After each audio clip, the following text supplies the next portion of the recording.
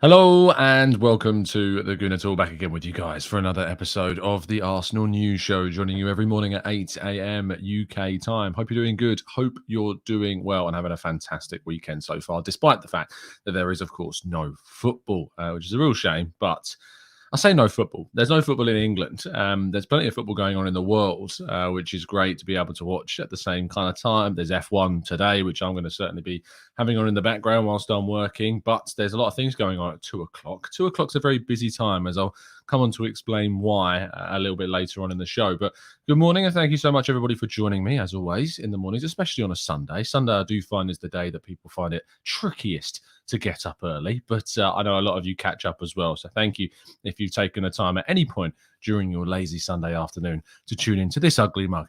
Good morning to Oda Relay. Good morning to Matt G, to Martin, to Stephen. Good morning to you guys, to Olu and Paul. I have a feeling that maybe people have been mugged off by StreamYard again, not saying who was actually first. Let's have a quick look. Oh, no, I wasn't. Apparently, according to it was. StreamYard's going weird these days with not telling me who and who isn't actually first in the chat box.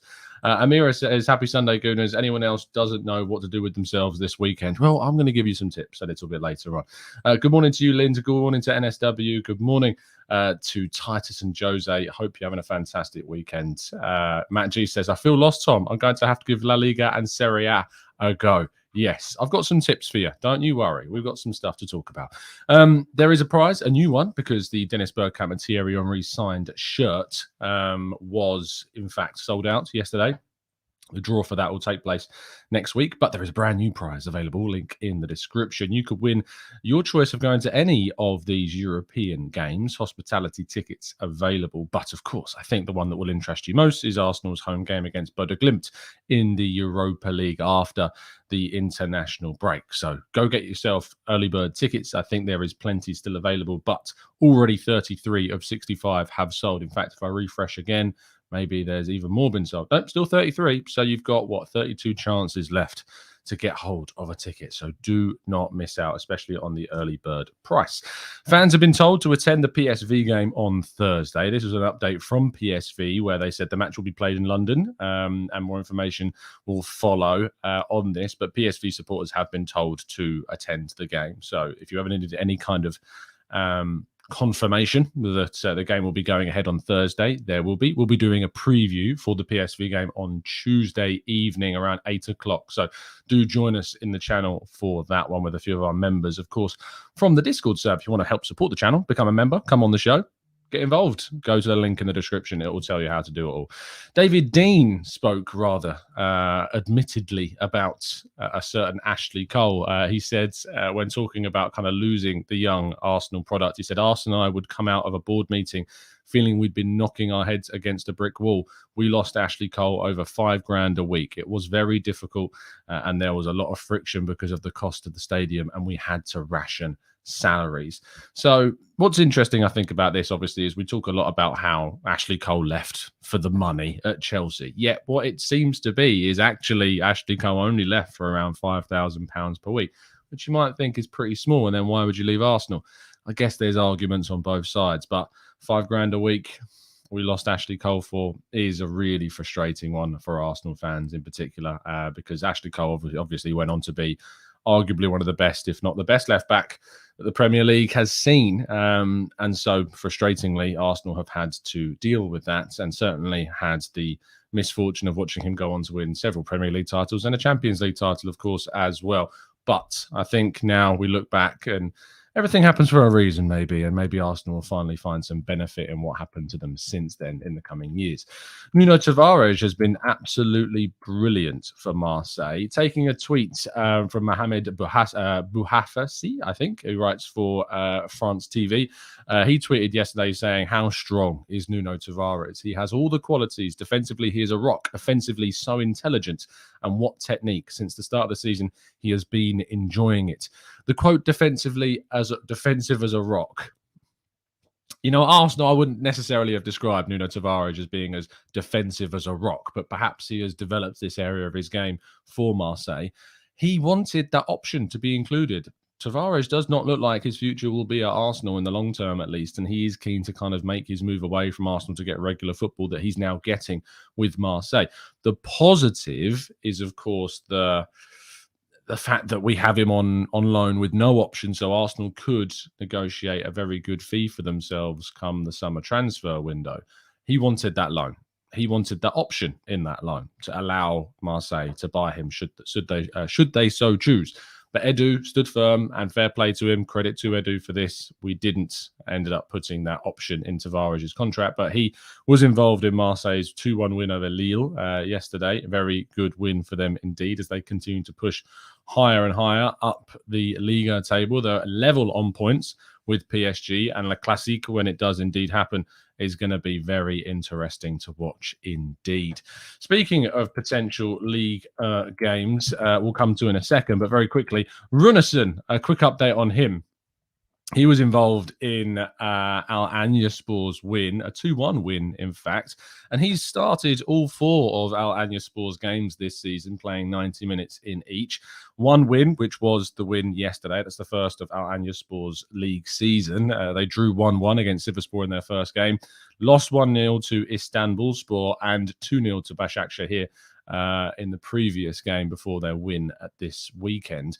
He won 2-1. He's so far let in 5 goals. It's not going amazingly well for him, as you probably would have expected, and he'll likely move on before next summer ends, either on loan again or for a very small fee if Al-Anyaspor are willing to pay a very small fee for him. As I said, speaking of Liga games, here is your list of things that you can watch today with no Arsenal football if you want to get a little bit of Arsenal in your life. Unfortunately, all of these games are taking place at the same time, which is a little bit frustrating, and at the same time as the F1 as well. However, if football is more your fancy than motor racing, Ajaccio against Nice at 2 o'clock, you'll be able to watch Nicola Pepe. Toulouse against Reims. I know that you guys enjoyed me having an attempt at saying and pronouncing Reims, and Bellerin will be involved in that game, who has had an absolutely brilliant start to the Ligue season, scoring 5 goals in 6 games and getting 2 assists. So certainly worth watching him. Won the Young Ligue Player of the Month award. And Lecce against Monza, a really, really important game for Lecce, actually, because if they want to stay up this season, and for Monza as well, it's going to be key. And Marie, of course, playing for Monza, need to win this one. 2 o'clock in the afternoon if you want to watch any of those games across any of the platforms that you can find the ability to watch them. Hector Bellerin made his first start in a 4-0 win for Barcelona against Cadiz. He was involved in a number of the build-ups for the goals. Barcelona really have found their form this season. They're my dark horse for the Champions League this year as well. Robert Lewandowski is just why Bayern... You're not why they let him go. I know he was desperate to leave, but they should have done everything they could to keep him, because he is a game changer for Barca, despite his age. I think that we used to do a show. I think we did a poll, something around, would you sign Lewandowski on a 2-year deal? I couldn't believe the amount of people that wouldn't. Lewandowski is timeless at this stage, and is certainly propelling Barca towards what could potentially be a very, very successful season for them.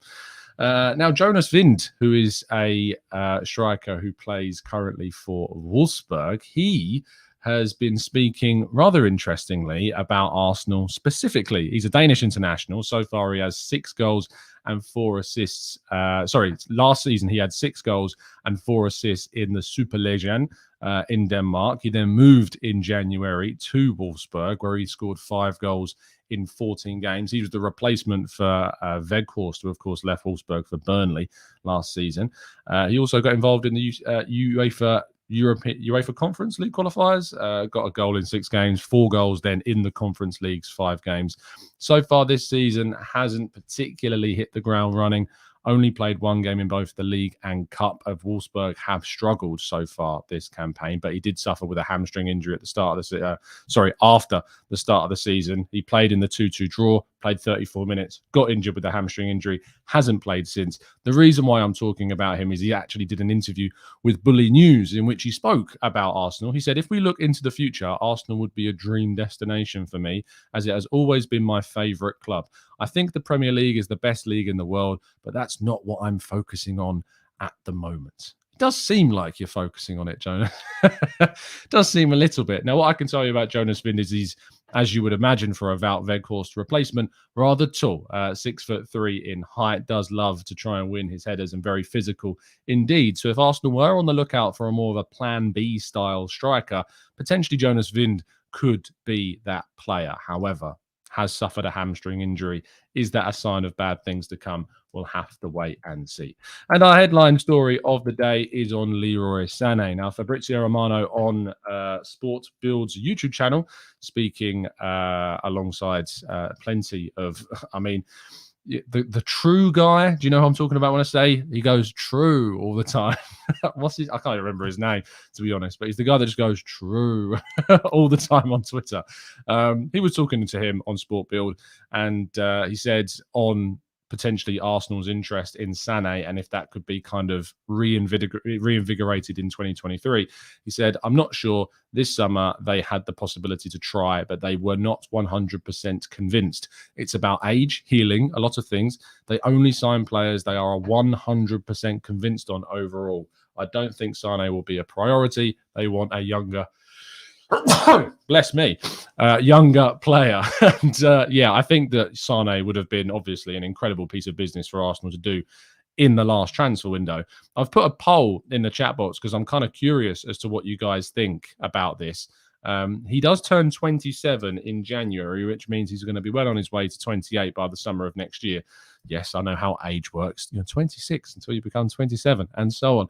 But he will be well on his way to 28 when it is next summer, which means if Arsenal were to, say, invest upwards of £60 million in someone like Leroy Sané, it's quite similar to the Thomas Partey situation where you're not going to get yourself a return regarding any financial kind of benefit. You are going to invest in a player for their length of the contract, and you're probably going to have to kiss goodbye to the 60 million and hope that he pays that back. Now, Sané has had a fantastic career, as we know. He's done well at Man City and has, of course, been able to try to translate that form as best he can to Bayern. He did suffer that awful knee injury whilst at City, but has responded to that and has been very good this season for Bayern as well. Looking at the poll, I was giving you the opportunity saying, is it too late to invest a big fee of around 60 million plus in Leroy Sané, considering he turns 27 in January? 54% of you have said yes, which actually surprises me. 46% of you have said no.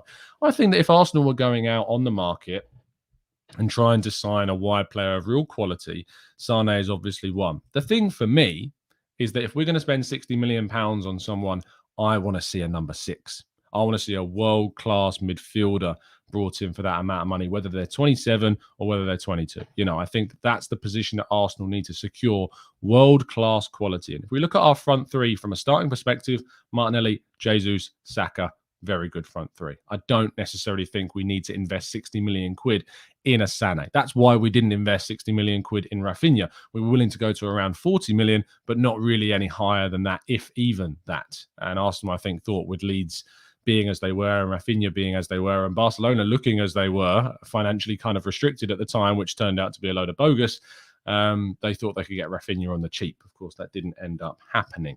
But Leroy Sané would obviously be a massive coup for the club, a big coup for the club, but I don't think it's one that will happen anytime soon. And that rounds off all of today's stories, which means we're going to jump to you guys now in the chat box for part 2. So do indeed join me and throw in your questions, and we'll tackle as many of them as we can.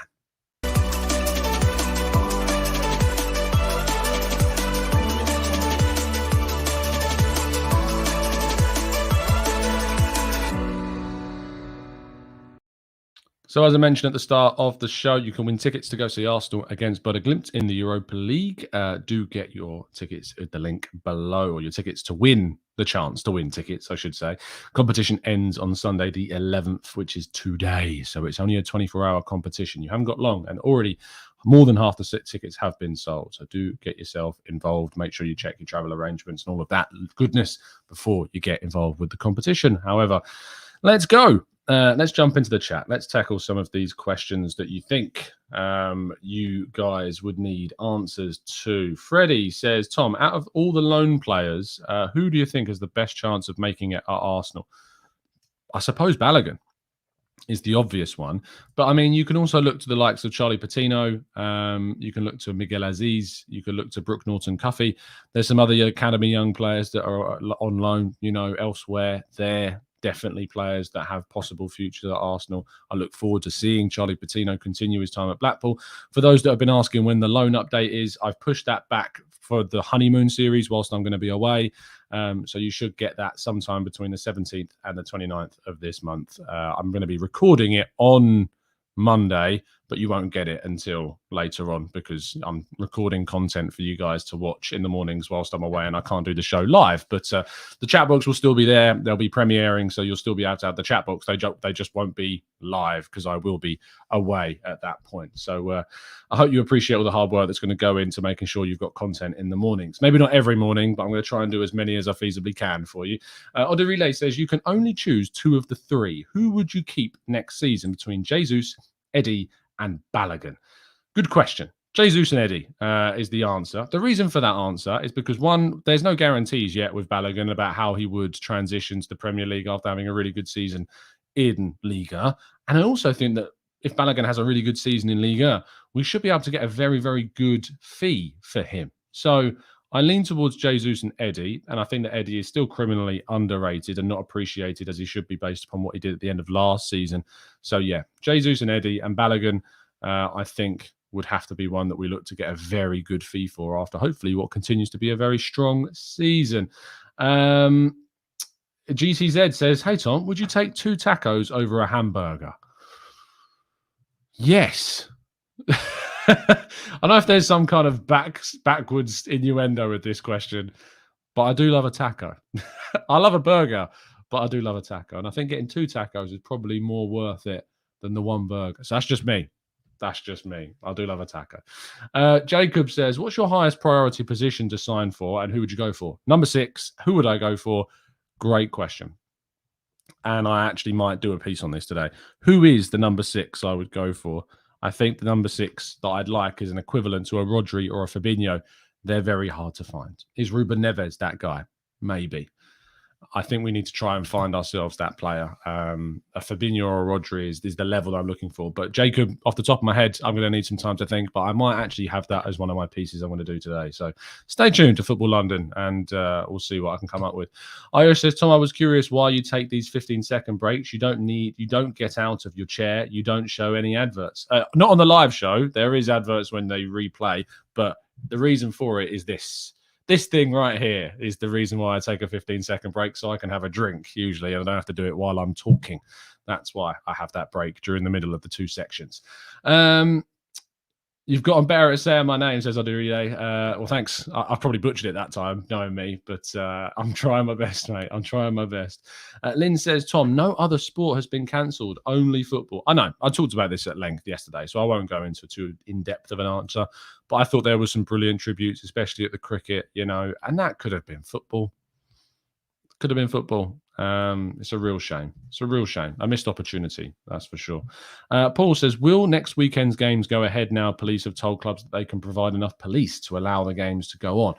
I'm not sure is the answer, Paul. I don't know is the honest answer. I'll be recording a lot of my content this week that will go out after the Brentford game with it in mind that it probably won't. So if you hear me across those pre-recorded shows talking about Brentford as if it didn't go ahead, you now know the reason why.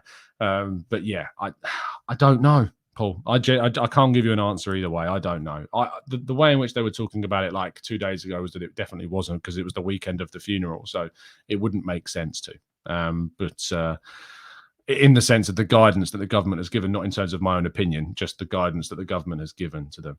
Red Star says, how has Mika Biereth been doing? That's a really good question. I've not checked in with how Mika Biereth is doing. Let's do that. It's currently playing for RKC Waalwijk in the first tier of the Dutch league. He has got no minutes so far. I don't know why. He has an unknown injury. Oh, he's injured. That's why you've not heard anything about him. He was on the bench for their 2-2 draw with Utrecht. He did score a few goals in pre-season, but he has got an injury at the moment, which is a shame because he was looking quite good in pre-season. So we'll have to wait and see when he returns if he can have a better start. But yeah, he has an unknown injury according to Transfermarkt at the moment. Deep Kundu says, "Hi Tom, do you think we can convince Saliba to sign a new contract?" Yes, I think that we can, but we've given him the opportunities. I think if he gets into that World Cup squad, seeing him play for Arsenal week in, week out has surely given him such a great opportunity to get into that World Cup team for France. You wouldn't have any qualms as to why he wouldn't get picked. So yeah, I think that he wanted to know that Arsenal were going to invest in him as a player, and I think that we are all seeing that we have invested in him as a player. Tulip says, "Do you bring back Odegaard in the Europa League match or keep Vieira in the starting lineup?" I think we should keep Vieira. Tulip, I'm going full strength against PSV personally, so that does mean benching Vieira. I just think we need to go with our full strength team against PSV because we don't have, unless the Premier League game comes back, then maybe you can make a case for more changes, but I think that we need to go full strength against PSV. It's given us a bit of an opportunity to go full strength against them, to be honest. So let's see what happens. Scarface says, "Honestly speaking, although I'd like us to sell him, I do think Nuno Tavares would be a better backup to Zinchenko than Tierney, simply because of how the left-back role is being played. Going forwards, he's more versatile." Look, it's a solid point. The thing I would say is that Tavares is a wing-back. He isn't a left-back. And because he's a wing back, we don't play a wing back system. We play with an inverted left back rather than a wing back left back, and we don't really play over the back three. We play with a kind of a hybrid 2/3, where Ben White can, come inside and Tomiyasu could come inside and form a three. But White's been getting quite far forwards of late, so it still does seem to be a back four. Even against Man United, he was getting further forward. So I'll get your point. I just don't think that Tavares is playing like Zinchenko. And actually, if you go and watch the game again against Zurich, Tierney played this inverted role a lot more than he has done before. I'm going to write a piece about it later this morning. But yeah, keep an eye out for Tierney's game because it's adapting to what Arteta wants from that left-back position. Freddie says, "Tom, did Foles do a song called Cassius?" Yes, they did. It stuck in my head. I remember listening to it when I was wasted in a club, and I can't remember if it was false. It was indeed false.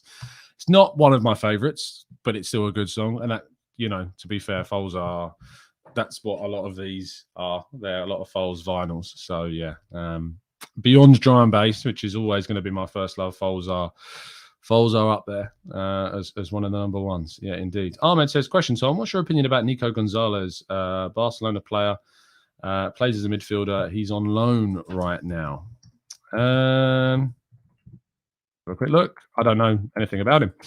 Let's go to 20 years of age. He has played currently on loan for Valencia. Played all 4 of the games, scored as well. So yeah, maybe one to check out. I will have a watch, Ahmed, and I'll have a look and report back for you. So I'll have a look at how good he looks. But he's got like a market value of 18 million quid. It's quite high on Transfermarkt. So not that I think maybe he was talked about in the summer window, not for Arsenal, but others. Tarbs, happy birthday. Hope you have a fantastic day, mate. Enjoy it. I can already see a lot of people in the chat box are wishing you well as well, which is always great to see. Jake says, "Have you watched the Welcome to Wrexham?" No, I haven't watched it yet. I'm waiting for the missus for us to finish a lot of I'm waiting. We've got so many things to watch at the moment that I need to have time to watch that. And I know that she wants to watch it as well. So it's that classic thing of you can't go ahead because you get in trouble. And I don't need to be in the doghouse. I really don't. So I'm going to wait. I will get around to watching it though. Stuart says, "Tom, can you believe the inconsistencies of half of the big 6? City are doing well and Spurs are getting points, but the other 3 have been shocking." The thing about Spurs is whilst they have got, they haven't lost a game yet this season. Hopefully that will happen on the 1st of October. I just don't rate them. I've not really rated what I've seen of them, so far. They are picking up points at in a frustratingly odd and rather fortunate way. And I'm not, I'm always going to be a bit biased against Spurs, but I just haven't rated what I've seen. And they've still managed to win games. They've been very fortunate, I think, so far this season. And someone needs to stop that run as soon as possible. Zach, have you watched the Haaland documentary? I'm going to try and watch it today, Zach. It's actually on my list of things to do today. So, yeah, I'm looking forward to hopefully getting that as soon as possible into my brain so I can talk a little bit more about it. But no, not yet. I do plan on watching it today, though. Iris says, Tom, I thought Todd Boehly would go full Ted Lasso after firing Tuchel, but then he got Harry Potter. Nonetheless, I still keep my hopes alive. Yeah, I mean, Graham Potter's a very annoyingly sensible appointment by Chelsea from Brighton. Interesting link is, though, that Brighton apparently are looking at the Bodo Glimt manager, which would do us quite a significant favour because the Bodo Glimt manager has been doing brilliant things for them. So I'm not surprised they're looking towards him. Obviously, Potter's got his experience managing in Sweden, went to Swansea, then to Brighton. But I think Brighton have seen the benefit of having a coach who's got that experience of kind of really excelling with a certain style of play and getting a team playing a certain way. So hopefully the Bodo Glimt coach goes off and plays, or rather manages. I don't know, I keep saying plays, but, manages Brighton. I think that would do us quite a favour in the group stage. Wow. Safe says, I can't stand drum and bass. At least we have Arsenal in. You just haven't listened to the good stuff. That's what I say when people say I can't stand drum and bass. You're just not listening to the good stuff, mate. You're just not listening to the good stuff. Just right. Hold on. Where's my hand going? There you go. Go check out Sub Focus in Portals. Amazing album. Scarface says, if you ask me, I think the plan going forward is to wait until the summer to get a Tielemans or Luiz for free and then spend on a backup left-footed centre-back and a winger. Also, Evan Ndika on a free transfer. I think that the problem with going for a Luiz or a Tielemans is that you then are committed to signing Luiz or Tielemans. And I think whilst they are very, they're good players, they're all right. They're just not of the level that I want to see Arsenal go for. I want to see Arsenal go for, top level player. As I've said before, your Fabinho level, your Rodri kind of level. That's what I want to see Arsenal go for. And I'm not sure that either Tielemans or Luiz are close to that yet. Tielemans is a good player, don't get me wrong, and probably could provide some good depth, especially to the left 8 role. If we sign Tielemans, say, on a free, we have to go out and get a world-class deep midfielder for me. A world-class deep midfielder. Let's go to... I'll go for a couple more. That drum bass question really dipped my mood. I'm only joking. Lona Magic says, are we underutilising, in my opinion, Tomiyasu? He's a huge talent. Not yet. No, he did come back from injury, of course, and we need to make sure he's fully fit and ready. And I've liked what I've seen from White at right back. I've liked a lot of what White has done in that position. So, no, I don't think we're underutilising him yet. I think he'll play in the Europa League games. I think he'll probably play on Thursday still again. Maybe White will come back in potentially. I suppose with Gabriel playing the full game against Zurich, maybe White and Saliba will start at the back again. Zurich, we'll have to wait and see. But no, I don't think we're underutilising him yet. I think White has been brilliant at right back. Jamie says, hey Tom, off topic, but I went to Creamfields recently and discovered an artist called Ludes. Have you ever heard of him? If not, you should definitely go check him out. I haven't, and I will definitely go and check him out. Thanks for the suggestion. Last festival I went to was a while ago. It's more gigs now than festivals because, I do enjoy going to festivals. The whole build up to a festival is great and getting there and, getting in there.